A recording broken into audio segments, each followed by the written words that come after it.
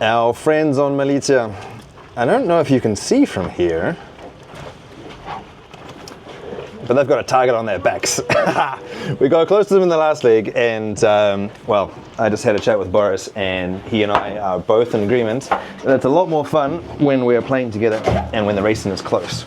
So we'll be doing our best to make sure that that happens, and to do that, I'm going to be spending a lot of time here in front of the chart table trying to figure out which way to go, because man, last league was tough. This is something that's new for me, it's new for Alan, for everybody else on board the boat, because we are not used to sailing in the Mediterranean. It's a different kind of skill set, it's a different kind of understanding, comprehension about how these systems work, because they have much greater frequency in terms of their evolution, a lot more local effects. It's not these big oceanic systems, highs and lows and ridges and troughs that we're used to sailing in. And indeed, I kind of feel like Atlantic sailors are maybe a little bit lazy. It pains me to say that, but in comparison to the skill set that you need here for this Mediterranean basin, man, it is hard work.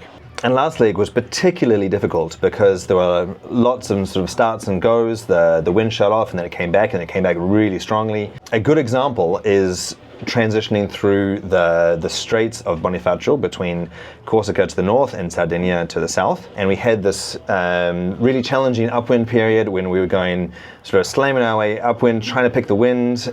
We ended up diverting a little bit relative to the rest of the fleet, looking for extra pressure. It had a glamour passage through the Straits. This is an area that is known for having really strong winds in some cases, because it acts as a funnel that concentrates the winds between the two islands. And we had the transition from one system to the next come through at exactly the same time as we were going through the Straits. And so we had this perfect, God-given wind shift that brought us through. But then afterwards, when we were going back up around Corsica, the Canadian team, Be Water Positive, and then surprisingly Militia were just in front of us. And we were waiting for a wind shift that was going to take us round to the west, and they got it, and we didn't. Just a couple of miles behind, the wind shift went the other way. That means that we had to tack, to do more maneuvers, we just didn't catch a break. Combined with the fact that we have a bit of a slower boat in terms of straight line speed, and also a younger crew that has less experience and less training time, that all combines to make it a bit of a hard time out at sea. Now, you've heard me talk about some of the challenges that we've had on boat speed, and the best way to explain why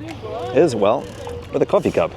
And that's because our foils on board this boat, which is foil-assisted IMOCA, are, well, this is kind of a little bit squashed, but kind of round like a coffee cup. Let me show you. This is pretty technical here, but if you can imagine ripping up the coffee cup and then unfurling it, well, it kind of looks like the foils that these guys have got here. And so they have a much flatter shape and then a little kick at the end. And so that means that as they deploy the foil, then it goes down like this into a scoop shape, lifts in a much more efficient way than the foils that we have on our boat. Now, you might well ask, how do these foils make these boats go faster? Well, boats go fast because they can resist the force of the wind and without tipping over too much. And so you can see these sort of saber-like shapes here on Team Canada. This is a Verdier design, and indeed on Team Wholesome over here, then they're a very similar, super intense saber knife-like foil shape. And so you can see that here behind me.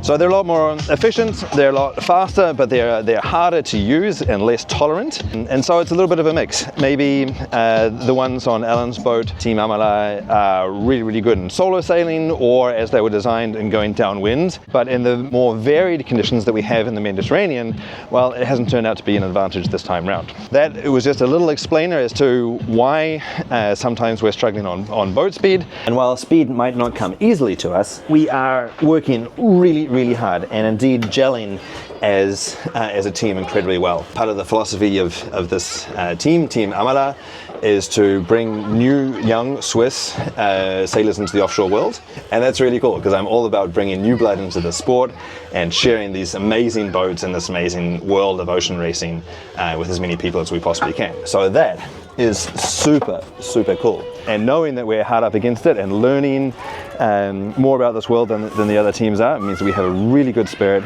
There's no egos on board. Everybody is just working as hard as they possibly can to make the boat go as fast as we can down the track. Frankly, as we roll into leg 5 of the Ocean Race Europe, we're not giving up, we're not dispirited, we're excited, we've got new blood on board for this next leg, and I hope you follow along to see what happens.